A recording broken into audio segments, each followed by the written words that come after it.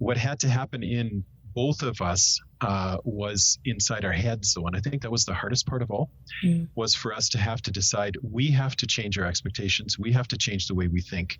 We have to be ready in the future to handle things differently. So it all came down to me making a choice with my will as to how I'm going to handle things differently. That was, all of the other things were simply helping us get to that point. But it was a choice we had to make to do that. Welcome to the Carla Rand Show, a weekly podcast designed to dig into the lives of everyday people. People who are making a positive impact, people who have risen above and overcome obstacles. Insights and stories from ordinary individuals who inspire us all towards the truly extraordinary. Here's your host. Hey, it's Carla, and I just got to talk to Rod Black. And Rod Black has been a missionary in Pakistan, he and his wife and his family, for years and years and years. He came back to Canada, but he and I were talking about an identity crisis that he had. His job got stripped away from him. He felt like he wasn't a good father, and like all these things kind of got stripped away. And just talking about what that meant for him. And I thought this was timely, especially with COVID and everything, because so many of us are kind of going through that identity crisis. We're not able to do the things that we would normally do. We're grieving the loss of maybe work or family or whatever. And so this is a good time to really reflect on who we actually are. Who does God say that we are? And what does that mean for us as we go forward? So let's get into the conversation. This is a really good one. All right. Well, I just want to welcome Rod Black to the podcast today. Rod, thank you so much for being here with me today.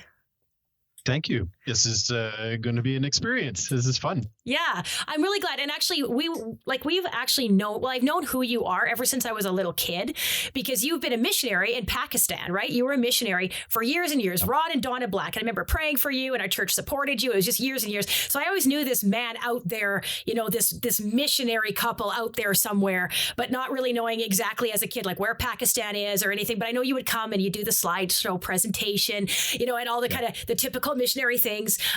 But I didn't really, know you much. And then when I saw you more recently, when you came to visit our church, I was like, so this is Rod Black. This is who he is. And then we started talking just briefly. And I was like, man, you have such a story. And I know I've gone through a tough year, and we were able to just connect just for a short time. And I thought, man, it would be so wonderful to have you on my podcast so that you could share some of your journey and hopefully really help our listeners. So Rod, let's kind of go back and first just talk about yourself a little bit, just to give people context. So tell us a little bit about where you grew up, maybe a little bit about your family, just stuff like that.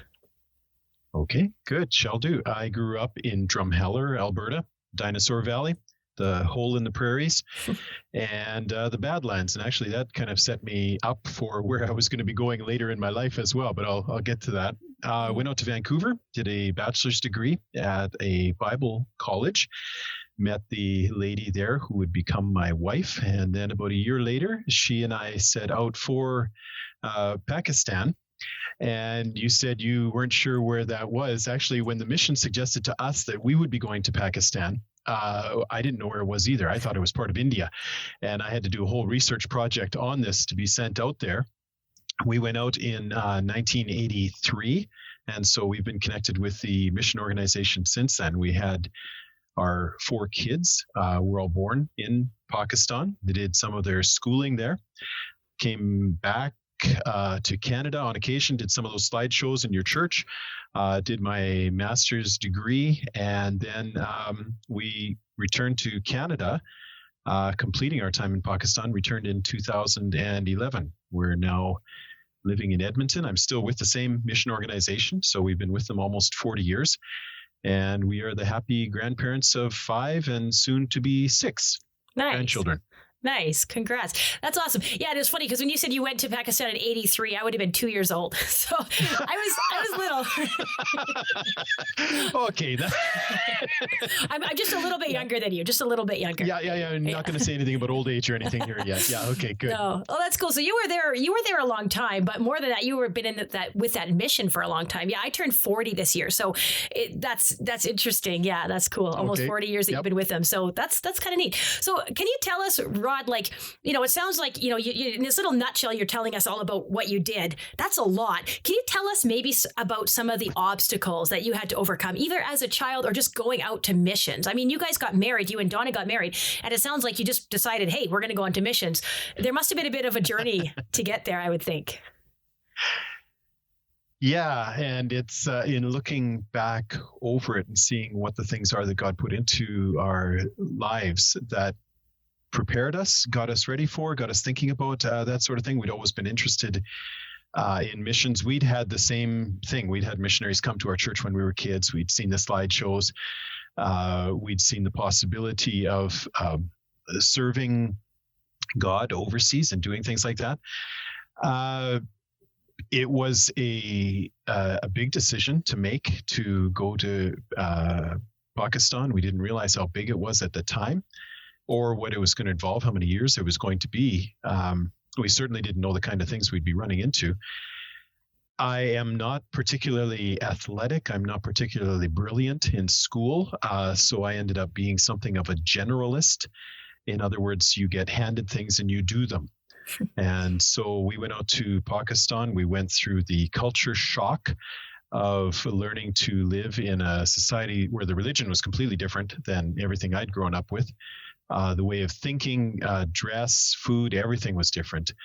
And then we were shocked to come back to Canada and discover that we had changed and that Canada itself was shocking to us. And we had to learn how to adjust to being back here. Learned how to run an office in Pakistan. I'd never done that before, never had employees. We became the mission specialists for something called ethnodoxology, learning how about music and worship practices of other cultures, chronological Bible storying for oral cultures. Now I'm involved in cross-cultural leadership training in Indonesia and in the Philippines. And all through that, the challenges, learning to live with myself, learning to handle my own bad habits, impulses. I'm still working very much on that. So challenges, all of it was involved in asking a lot of people around us for advice, praying, and then being able to make those decisions. They weren't as quick as they sound in the nutshell. Yeah. Yeah. And I mean, that could be a whole nother story, just going into like what it's like to move into a whole nother culture and that would be another program.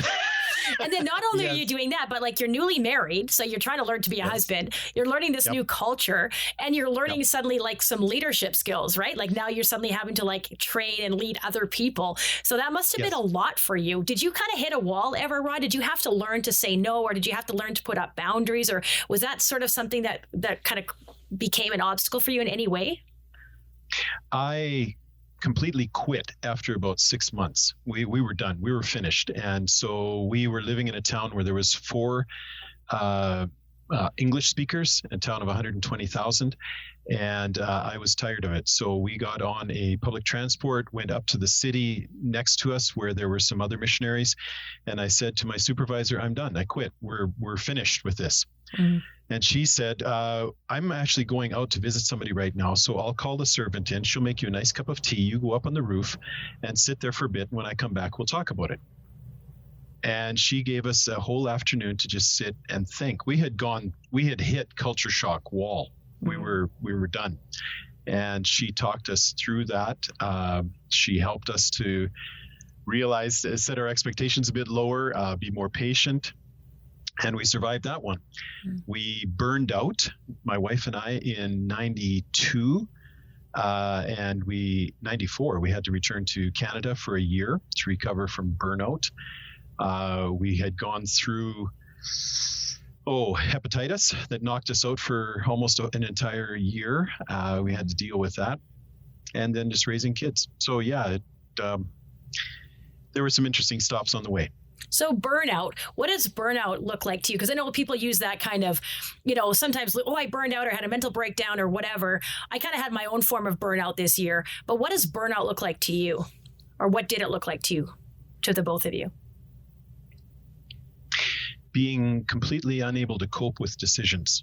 Okay. I got my bike out to go to the office one morning. And as I left our gate, I realized there was 2 different ways that I could take to get to my office. Both of them took about the same amount of time. And I suddenly realized I'd been standing there for 5 minutes trying to decide which way to take. And I thought, I've got a problem. A few days later, we had some guests over, and I'm the one who's usually the talkative one. I handle all the small talk, and I wasn't asking anything. I wasn't talking. And my wife eventually said to me, "What's going on? You're not even able to converse anymore." So that and a pile of other things, we couldn't decide. We couldn't handle decisions. We were unable to do the work that we were given to do. Even the smallest of things produced conflict, tension, fighting. And we realized that we needed to go get ourselves back in order. So the mission was very, very kind and allowed us to come back to Canada. We did a lot of counseling. I did some studying, things completely outside of my normal area. And we had to make some changes in our lives to what was producing the burnout. So in order to recover from the burnout, you kind of took yourself out of that situation, and you said you went to kind of counseling and stuff. Was that the biggest piece? Was it the time away? Was it the counseling? Was it, busying your mind with other types of things, Rod, or was it the combination of all that you think helped you the most through that burnout period? Wow, good question. I'm guessing it's probably a little bit of everything, but was there one thing that stood out to you more that it was? I'm just thinking, because there's people right now, Rod, that are listening that are like, I'm experiencing burnout right now. What should I do? And I mean, what they do and what you do might be two different things, but if you have a little bit of insight, what specifically helped you, it could be helping somebody else right now. Taking us out of the situation enabled us to accomplish the other things. Getting the counseling helped us to realize how we got into the situation in the first place and gave us some tools for recognizing what would be necessary in the future. Having the support of our friends was all essential. So those things were all vital to it. What had to happen in both of us was inside our heads, though. And I think that was the hardest part of all, was for us to have to decide we have to change our expectations. We have to change the way we think. We have to be ready in the future to handle things differently. So it all came down to me making a choice with my will as to how I'm going to handle things differently. That was, all of the other things were simply helping us get to that point. But it was a choice we had to make to do that. Cool. So, yeah, thanks for helping me evaluate that. I hadn't thought about it in that way. Well, it's good for me too, because I know I'm doing things right now to kind of help my burnout. And it's the same thing, Rod. It's like, okay, like I got to that point. How did I get to that point? And how do I prevent this from happening in the future? Because it's going to happen in the future if I continue doing the same thing, right? Yeah. Like that's the definition of insanity, isn't it? You do the same thing over and over and expect a different outcome, right? So it's like, okay, how do I prevent this in the future? So clearly you did some things, and I did the same kind of things, just backing off of a few things, evaluating things, and also getting some counseling. And those have all been very helpful for me. Yeah. And the discipline then of saying, okay, I now know what the tool is, how I'm going to prevent this or how I'm going to avoid this in the future. The easiest thing in the world is to go back into my old routine. The hardest thing is to say, no, I remember I studied this. This is a tool I've got. I'm going to handle this differently. I'm going to do this differently this time. And it's discipline like anything else. How do I do that? I think that was the hard part. Yeah, I think it's discipline initially, but then I think it can become more of a habit, right? Like it becomes like it has to. Yeah, because if it's just constantly willpower, discipline, you just you can't keep that up, right? So yeah. No. It's like going for a walk, like we've been doing during this whole year of COVID. My wife is forcing me to go outside and take walks because I need more exercise. Well, after a couple of weeks, it started to become habit, and I'm the one suggesting it. Now, it might still be something I resist, but it's a lot easier than it was at the beginning. Yes. So, yeah. Yeah, good for you guys. Okay, I want to get into your sort of identity crisis, Rod, because I know we talked a little bit about that. And as you were sharing that, I was like, oh my goodness, this is really resonating with, with my husband and I, with a lot of the stuff that we're going through. And I know a lot of other people. And I think it's sort of timely too with COVID. I think a lot of people are going through some, like their own form of identity crisis, because maybe they're getting, maybe their job's been stripped from them in one way or another. Maybe they are, they're not allowed to go see their family like they want to. Like there's a lot of things going on. So I think it's very timely. But can you just talk to us about kind of like however much you want to share, Rod, about how you got into this identity crisis and then how you've sort of come out of it, that whole journey? Yeah. Boy. like we said, I've been with the mission since 1983. So this has become my life. This is my career. Mm-hmm. And I had made that choice to become a missionary. And so all that the churches thought of what a missionary is, and then I had in my own head as well, okay, what is a missionary? This is what a missionary does. This is what a missionary is. This is what a missionary should do. And so I had all of those shoulds on me as well. I'm somebody that works cross-culturally to tell people about my faith, about Jesus and the Bible. That's to me what a missionary is. So in 2010, at that time, it was my wife and I and our youngest was graduating from school in Pakistan, and he would be coming back to Canada. The other kids were all back in Canada. 2 of them were already married. We had grandkids back in Canada. And it was becoming more and more evident that we were done in Pakistan after all those years. That came as a shock to me, because if I was done doing that, then what was I going to do next? And I didn't have an answer to that. I wasn't coming back to Canada to take up another role. We were coming back to Canada because we were done.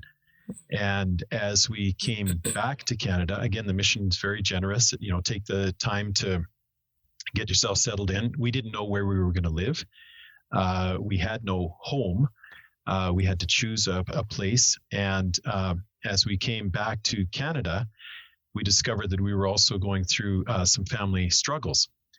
So in addition to suddenly, I'm not a missionary anymore. I'm not in Pakistan. I'm back in Canada. So what does a missionary in Canada do? Mm. My skills that I had all collected, my experience that I had back in Pakistan, didn't seem to be very useful in Canada in terms of getting me another job. So because I didn't have that sense of being a missionary anymore, I didn't know who I was. The family struggles that were going on were also producing in me the sense that I'm not doing a very good job as a father either. So I can't even get that right. So I don't have a career. I'm not a great father. What am I at this point? And I realized that my career had really defined who I was. I know men do this all the time. What's your name? What do you do? Mm-hmm. And what you do tends to define who you are. We don't ask each other about how many kids you've got or grandkids or how you're doing spiritually. You say, what's your job? And that was, I guess, where I was. I didn't have anything to replace that aspect of being a missionary. I have been a Christian since I was a kid, so I knew the teaching that we have, that as a Christian, I'm a child of God, I'm a follower of Jesus, so that's my identity. And somebody mentioned to us once that the longest distance in the world is the distance between your head and your heart. Mm. Is that you know something in your head and you can't get it from between your ears down to your heart. Mm-hmm. And I suddenly realized that all that time I was telling people about being a child of God and knowing that I'm a child of God. And, well, okay, do I believe it? Am I going to start acting like it? That is my identity. Mm. The mission was great all during this time. Our friends were patient and helpful. Well, like I said, we got counseling for this, both of us. Because my wife had to learn how to handle this guy who didn't know who he was anymore. Mm. And I think I am in a much better place. I was going to say, I think I am, but I am in a much better place now. My career doesn't define me. My job doesn't define me, whether I have that job or not, because it's something I can lose, I discovered. Mm. It's something that could be taken away from me. My family doesn't define me, because they can change and I can even lose them. I can't have that as my defining factor. It has to be something more permanent than that. Mm. So my identity is as a follower of God, as a follower of Jesus, because that's something that can't change, and that's something that I can rest on, because everything around me, my health, my family, my career, those things can all flux, and we found that out this year very, very much all through this 2020. Mm. But what I'm basing it in, what I always should have been basing it in, was this idea that God is the only one, his opinion is the only one that matters. And once he is satisfied with who I am, then everything else can work itself out. He doesn't change. He doesn't lie. He doesn't fail. So I can depend on that to be my identity. If I am who he says I am, then like Paul, the Apostle Paul said in one of his letters, I don't even judge myself because it's God that does the figuring out who I am. But it was amazingly hard to get to that point of understanding that my identity is who he says I am. So that's what I've had to come to. So Rod, you've been a missionary all this time. You've been a Christian ever since you were a kid. Did you feel, and I'm asking you this question in the kindest way, but did you feel kind of like, I can't believe I'm already, well, how old were you about during this time, if you don't mind me asking? Approximately. 50s. In your 50s. When we started going through Did you kind of feel like, I can't believe I'm in my 50s and I haven't fully grasped this, even though I've been a Christian, I've been a missionary? Like, did that thought cross your mind? I'm just curious. Do you ever watch the classic Christmas Carol, Scrooge? Yeah, well, I'm familiar with it. I don't know if I've watched it recently, but yeah. There's a scene at the end after he's been visited by the three spirits, and he's suddenly realizing he's still alive. It's Christmas morning. He's got a chance to change. And he said, I didn't know how much I didn't know, but now I know how much I didn't know. And he gets up and he starts dancing again. And I've always loved that line. Now I know I don't know. Mm-hmm. And I think at the time before we came to that, I didn't know that I didn't know it. Mm-hmm. And now I know I don't know it and I can do something about it. Yeah. I don't know if that makes any sense, but it totally makes sense for me, Rod. And that's why I asked the question, because that's where I'm at, right? Yeah. I'm like, there are some huge things that I knew, like, and so everything you say is totally resonate with me, Rod. Like, I knew it in my head, but like, it was not in my heart. It wasn't in my gut. Like, I didn't feel it or something, or I just wasn't. Yep. Yeah. And so like, when you're saying that, like, it totally resonates, because I'm like, I'm going to be 40 this year, right? In 2021, I'm going to be 40, and I'm just grasping this. And like, same thing as you. Like, I grew up in the church, I went to Bible college, blah, blah, blah, Sunday school, all this stuff, and Christian school, all this. But like, why am I just grasping this now? Because God takes you through certain things in order for you to have a deeper understanding of who he is and how he sees you. And so if it wasn't for what you went through, and if it wasn't for what I've been going through, we would still be back there, right? In that, like, that understanding. And it's not that you were in a bad place. It wasn't that you weren't a good Christian or whatever. It's just, there was a lot of things that you just didn't understand about God because you hadn't been through the fire. Would you agree kind of with that? I very, very much so. Totally. I can know something and not understand it. Mm-hmm. The real evidence that you believe something is when you start acting on it, and just having it up in your head doesn't. It's not the effective part of it. It's when it actually starts working its way out through your hands and your feet, that it is real in your life. And I think that's what had to happen, was God tested that part. And he said, "Do you really believe this?" Mm-hmm. Oh yeah, I believe it. Okay, well, let's try it out. And then when he gave the test drive, it didn't work. Yeah. So that's when he had to keep pushing and pushing and say, we've got to fix this. Mm-hmm. And he does do that. He does it because he loves us. And we're the ones that don't even know that we need to get it fixed. He does. And so he pushes us into a situation where we're going to get this fixed. But it hurts so much, God. Why don't you just lay off? God, why don't you just leave me alone? Did that thought ever cross your mind? Because I'm slow to learn. You know, if I was going to advise somebody else, I'd say, start getting that thought from your head down to your heart now, before God has to choose to make it painful to do it, before he has to start taking things away. Because if I believe he's the one who runs my life, then he's got the authority to take away anything he wants from me, and he will. And if I value something too much, he'll take it away, so that I'll learn not to value that thing.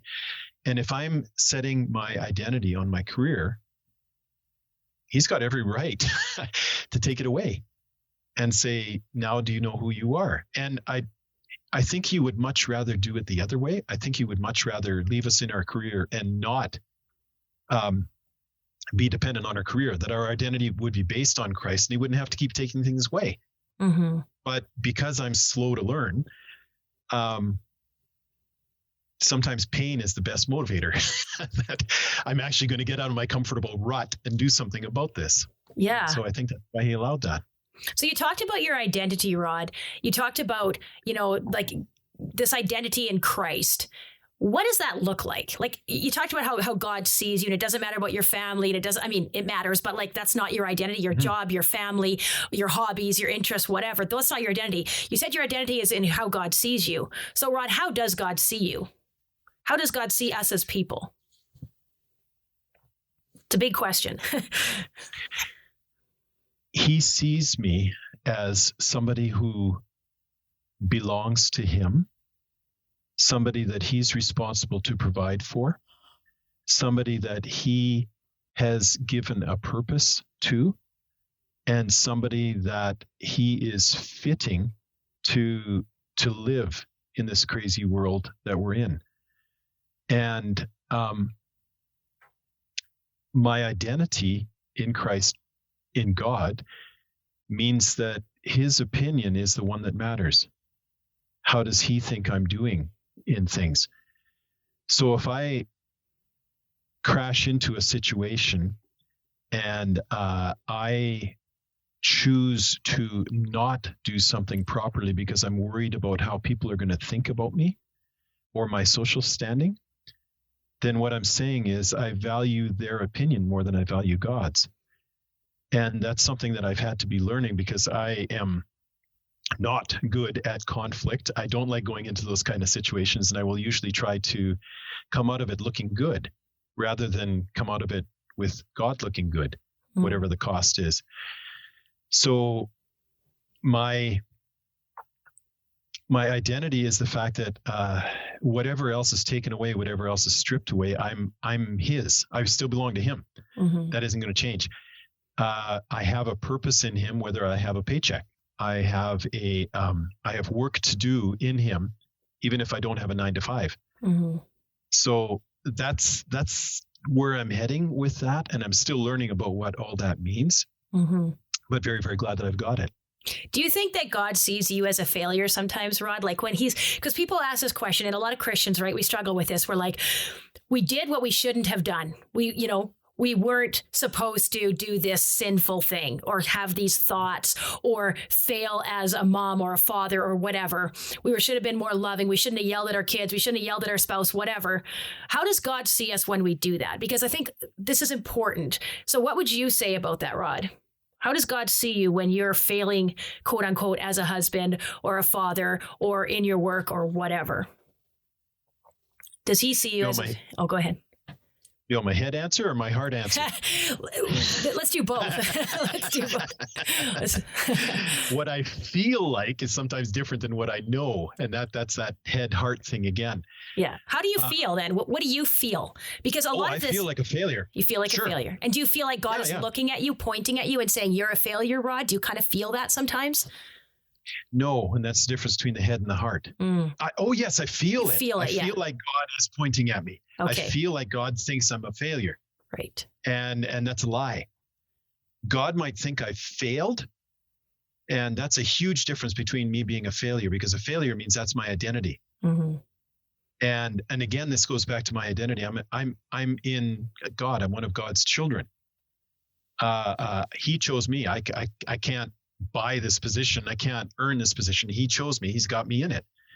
So I have failed, but I'm still his child. Mm-hmm. Whereas if I was a failure, that would almost imply that I was out, kicked out or dropped out, or God's turned his back on me or something like that. And from all that I understand, God can't do that. Mm-hmm. He can't turn his back on his children. Now, if I fail, he's going to work at fixing it. But what I have to do is handle the feelings that I've got, this sense that I personally am a failure, or that God regards me as a failure. And in both those cases, what I'm believing is a lie. Mm. I failed. That's not my identity.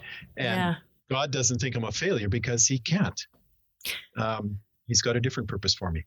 So when we feel this way, okay, and I think it's, we're both understanding that our feelings are not always reality. It's just our perception of reality.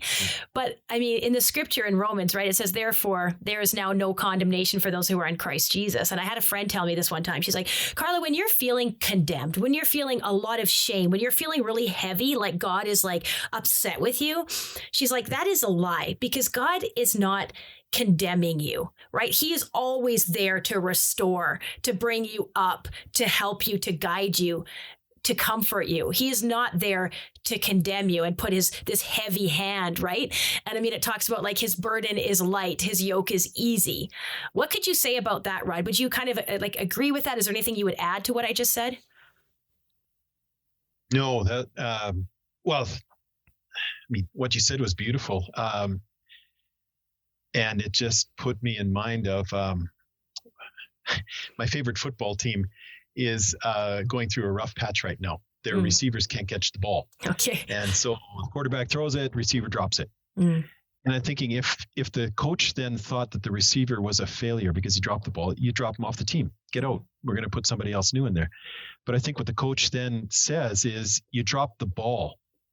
Now go back out there and he's going to throw another one and catch it. And if I believed me, I would go stand on the sidelines. I'm a failure. I can't catch the ball anymore.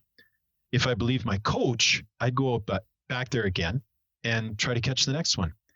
And I think when you talked about wrestling with the feelings, there's actions that follow that, okay, my head says I'm not a failure and God doesn't think I'm a failure. I've got this shame. I've got this guilt. I've talked to God. I believe he's dealt with it. What God then says is, okay, now prove it. Go out and do something about it. Act on it. And what I want to do is sit there and wallow in my remorse. And what God is saying, that's the one thing I'm not going to let you do. And get out and act. So if I believe there is now no condemnation, as you said, God's almost saying, okay, let's go prove it. Yeah. Yeah. And he gives me something to do. Yeah. That hasn't been easy. No, it's hard. So what would you say to others, Rod, who are also experiencing a similar identity crisis? Maybe they lost their job. They're having to kind of recreate who they are in some way. What would be your kind of words to them based on your experience and what you've learned? Oh boy, people that are already going through it or people that aren't going through it. Maybe, people that are going through it, maybe you're just a little bit further ahead. You're kind of coming out on the other side and maybe they're still in the thick of it. What would you say to them? If you have a belief in God, then it's easier for me to say what to do, because you go back and you read the things that God has provided in places like the first chapter of Ephesians. Reading through that chapter and seeing how God views me and realizing that's his picture, that's his lens, that's his focus when he's looking at me. No matter all the stuff that I believe about me, Ephesians 1 says this is who I am. And that's God's opinion. And then convincing myself that it's God's opinion that counts, not my opinion, not my wife's opinion, not my kid's opinion, nobody's opinion except God's. And if he thinks that, and he's satisfied with how things are going, then I can handle the other stuff that's coming. It's still, like we talked about, it's a discipline. It's not something that just I make one decision and then the next day everything's going to be fine after that.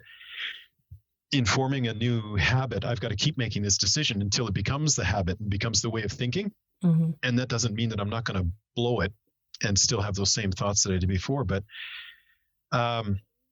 if you're not going through that pain of identity crisis, then I'd say make sure that you've got your identity centered on Christ before God decides he needs to do something about how we're centering our identity. If a person doesn't have God, then the question that I would have is like,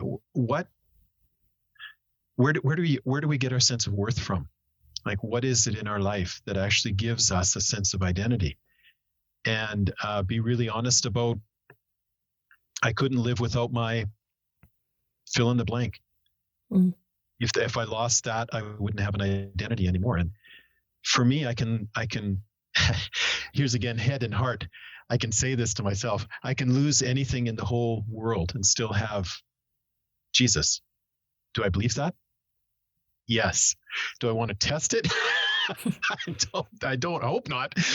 But it's what I can say and what I would offer to somebody, that if a person can't fill in the blank like that, then they're missing something.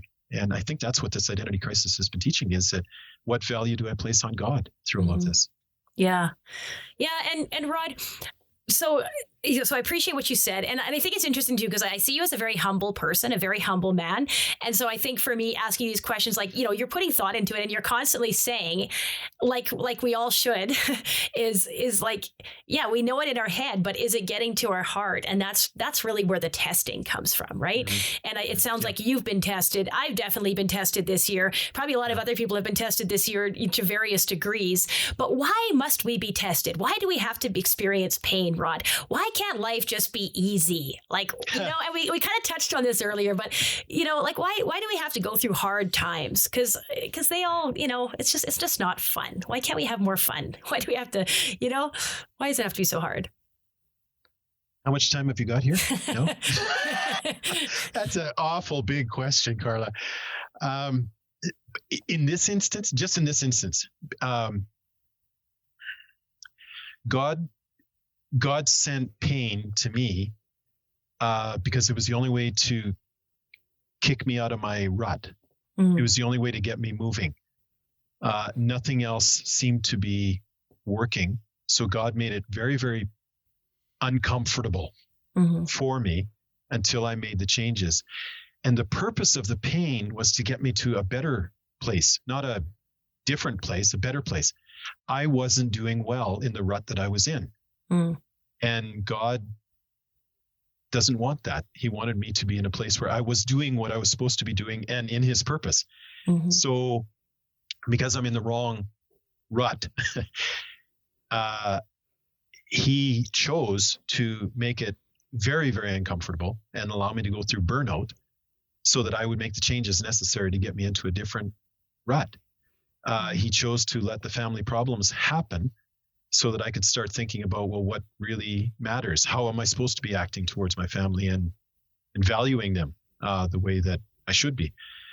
That's one instance of why God sends pain. He sends pain for a lot of different reasons, and that's just one aspect of it. In my case, it was to turn me into the person that he thought I could be and should be. So would you look back now and say that it's actually God's love and mercy and blessing to you, because now you're experiencing God probably at a bit of a whole new level, or a deeper level, or a better understanding? Would you agree?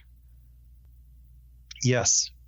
Yeah, very much that it was God's love and kindness that allowed that pain to come, or sent that pain to come so that I would change. It would definitely be his kindness that was doing that. And there's a verse in Psalm 23. The Lord is my shepherd, I shall not want. We love that psalm. But there's a line in there that says, your rod and your staff comfort me. And I've said it all of my life. But when you think about it, the shepherd's got this big, big stick in his hand. And there's one purpose for the stick, and that's to smack the sheep. And I'm thinking, they comfort me? Why would smacking me with your staff comfort me? And I thought, well, if I was heading to something that I wasn't supposed to be getting into, and he grabbed me with his staff or hit me so that I would turn away from what I wasn't supposed to be doing, it might take me a while to figure out that, yeah, he comforted me. He was trying to do the best for me. And if that was the only way to get my attention or get me to stop going the way I am, then his rod and his staff comforted me. So, yeah, it was his love and his kindness that allowed all of that stuff to happen, but it wasn't fun. Yeah. I wish it could be done differently. Apparently it can't. Yeah. Who I am. Yeah, and that's so true. Like you just say you're slow to learn or whatever. And I think that people that maybe haven't gone through a crisis in their life, it doesn't necessarily mean that they're so fast to learn necessarily. And it doesn't mean that every time, like you said, there's different reasons for pain, right? So just because you're going through pain doesn't mean that you've been doing something wrong. I think God uses pain a different way, uses hurt in a different way, yes. right? Yeah. That's very, very clear. Thank you for saying that, because there's many different reasons that God sends pain. I'm only describing the one for my identity crisis. I am not talking about all the other ones. The sickness that God sends, or the instances in which we go through crises. I that would require different evaluation. This is just this instance. That instance. Yeah. And I would say the same for me. Like, when I look back on this year, I would say it's been a blessing overall. It took me a while to say that, Rod, and it probably took you a while to be able to look back and see this, this whole identity crisis as a blessing. But when you can look back and be like, it's so true. That's God's kindness. But Carla, that hurt. How can you say that that's God's kindness? Rod, that was so hard for you. How can you look back now and say that that was God's kindness to you? Are you crazy? Like, are you nuts? Did you lose your mind somewhere along the way? No, because we see God's love, because now we're experiencing his love in a different, more fulfilled way, right? We can actually have a better, deeper understanding that we didn't understand. We knew it in our head, but like you said, we didn't really feel it. We didn't know it in our gut, in our heart, right? Right. Yeah. There's that exercise philosophy of no pain, no gain. Yeah. And I look at it when I go through a gym, and it's all full of these people sweating all over the place. There's no pain, no gain. My exercise philosophy is no pain, no pain, right? If I don't get any pain, I won't have any pain. So it's a great thing to do. Yeah. But why am I willing to do that why am I willing to walk until my legs hurt so that I can learn how to do further distances? Or I'm willing to do exercises when it hurts because I'm getting my body back in shape. But I refuse to let God do it spiritually. To me, I just as you said that, I did realize that doesn't make any sense. There are things that are going to be very, very uncomfortable for me because I'm changing. I'm having to stop doing things that I like doing, habits that aren't good for me, and I'm going to have to switch to things that are new and challenging and scary, and that's going to be spiritual pain. But if it makes me better, then it is pain leads to gain. Wow, I didn't think I wanted that philosophy in my life. Well, let's just discard that one. I just go from gain to gain, not pain to gain. It doesn't work that way. Does not work that way. So, Rod, I want to ask you this question, and we've kind of talked about it, but how have you specifically grown through this whole experience? Like, you talked about your identity. Is there anything that you kind of want to add to that? Like, how have you become a better man, a better follower of Christ based on what you've experienced with this, learning your new identity? What would you say? Something that has happened concurrently with this situation, especially in the last 4 or 5 years, is conflict with coworkers. And my go-to philosophy in conflict is run away, or I become passive-aggressive, which is worse. This identity in Jesus, being safe in knowing who I am in him, has actually led me to be more confident in conflict, believe it or not. And I'm able to deal with my coworkers better because I'm not worried about what they're thinking about me. Or if they are thinking poorly about me, that's fine. I'm still doing the right thing. And God is pleased with what I'm doing here now. So I push a lot harder in our meetings than I've ever pushed in my life. I'm willing to stand up to things. And surprisingly, my wife says I don't get as down after conflict as I used to get because it doesn't define me. And it used to be that when I failed in conflict, I was a failure. I was out. I was done. And now what I'm seeing is that that's not my identity. My identity is in God. He's the one who's telling me what to do and what to say. And if it all blows up, well, that's their problem. We'll try to fix this, but it's not identifying me as a failure, those things. So I think that's been one of the weirdest things that I never expected that was going to come out of this. But again, it's been a a growth area that I don't think he could have done if he hadn't challenged my identity first. Yeah. Yeah. Well, thank you for sharing that. And this is important for you, Rod, because you are dealing with a lot of leaders, right? You're going into church settings, you're going to other settings where you're having to help resolve conflict. Am I right? That's a part of your job description right now. Yes. Okay. Yes, it is. So, and we're not going to be able to get into that. We're not going to have time, Rod, unfortunately. But I really wanted to, maybe I can have you on again sometime, but I would love to talk about leadership, because you have a lot of, really like a lot of experience and wisdom to share and insight. And so even just you're talking about this conflict resolution, right? And like worrying less about what other people think and worrying more about what does God think? What is the right thing to do in this situation? And I've had to do the same thing in leadership in my business, right? And I always tell people, I say, I make the decisions based on what's right, but also what is going to be the greater good for my business, for everybody in my business, my clients, my staff, everybody. I can't make a decision based on what's maybe best or what they think is best for one person. And so I think that's so important, because otherwise you can get like, you don't make good decisions, and you make decisions based for one person or something rather than the greater good. Anyways, that's just, Yes. Yeah. That's a big topic all by itself. I know. And we're not going to have time to get into it, but I would love to, maybe another time where we can have this conversation, but yeah, so we won't get into leadership, but I'm just so glad, Rod, that you were able to share your story about your identity crisis and what that meant for you and how that affected you. And like, I know for me too, like a lot of those questions that you were asking, like, what was the one question you said, fill in the blank? You said, I cannot live with fill in the blank, or without. I cannot live without fill in the blank. And some things were coming into my head already. And again, I know it in my head exactly who my identity is in Christ and like what that means. And it's coming into my heart. It's getting closer to my heart, but there's still a lot that needs to happen. And it's a journey, isn't it, Rod? Like it's not a flick of a switch and all of a sudden you have it all figured out.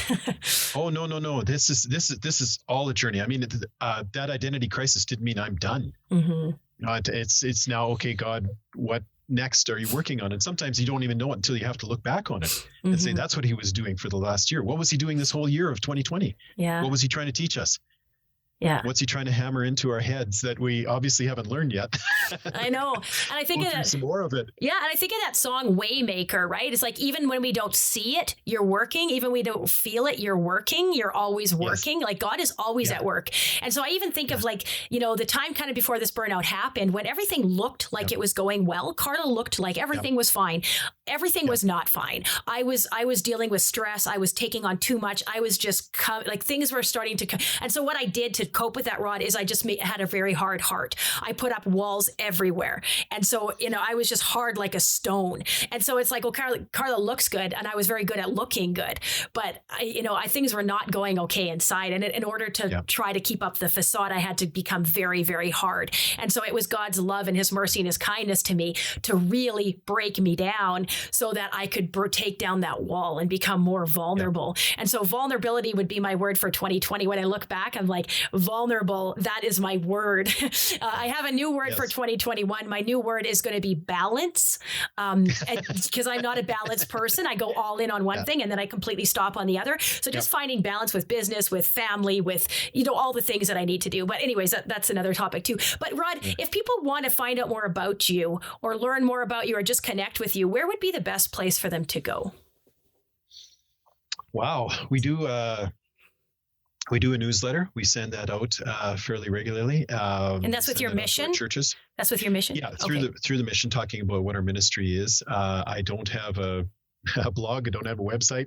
Okay. I would have to be just making personal contact with us through email or by phone. Okay, so if you want Rod's newsletter, just send me, maybe message me on Facebook or whatever, your email address and say, can you send this to Rod Black? Rod, what would be in that newsletter? How would you be helping somebody? What value would be in there for them?